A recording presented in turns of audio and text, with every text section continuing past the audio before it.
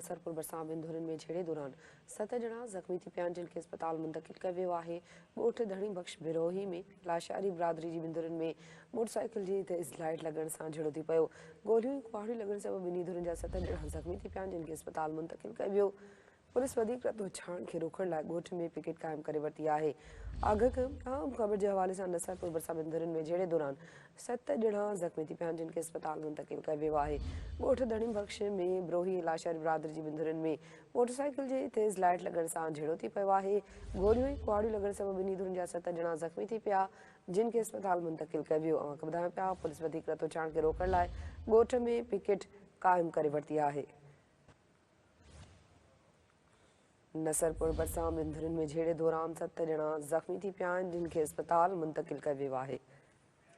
तफ़सील मालूम कंदासीं Sindh TV news reporter Irfan Daud कोटरा खां। इरफान, छा तफ़सील आहिनि झेड़े जे हवाले सां, वधीक आगाह कजो। जी बिल्कुलु, ऐं तव्हांखे ॿुधायां त नसरपुर वेझो ॿिनि बिरादरियुनि जे धुरनि जो मामूली ॻाल्हि सां झेड़ो थी पियो आहे। कुहाड़ियूं ऐं गोलियूं लॻण जे करे 7 ॼणा ज़ख़्मी थी पिया आहिनि, जॾहिं त 2 ॼणनि जी गणती जोगी हालत हुअण सबबि कंहिं हैदराबाद रेफर कयो आहे। ऐं तव्हांखे ॿुधायां, नसरपुर वेझो ॻोठ धणी बख़्श जे रहवासी बिरोही ऐं लाशारी बिरादरी में मोटरसाइकिल जी तेज़ लाइट लॻण सबबि ॿिन्ही धुरनि में झेड़ो थी पियो आहे, जॾहिं त झेड़े में गोलियूं ऐं कुहाड़ियूं लॻण सबबि ॿिन्ही धुरनि जा 7 खां वधीक माण्हू ज़ख़्मी थी पिया आहिनि, जॾहिं त ज़ख़्मियुनि में इमरान बिरोही, धणी बख़्श बिरोही, आशिक़ बिरोही, उबैद लाशारी, अदनान लाशारी, अल्ताफ़ लाशारी ऐं ॿिया शामिल आहिनि।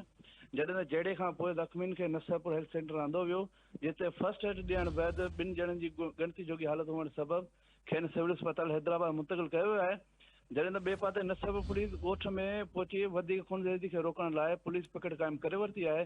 जॾहिं त तव्हांखे ॿुधायां त आख़िरी इतलाउनि ताईं को बि केस वग़ैरह थाणे ते दाख़िल न थी सघियो आहे। जी ठीकु आहे, वॾी महिरबानी इरफान दाऊद कोटरा तफ़सील ॾियण जे लाइ।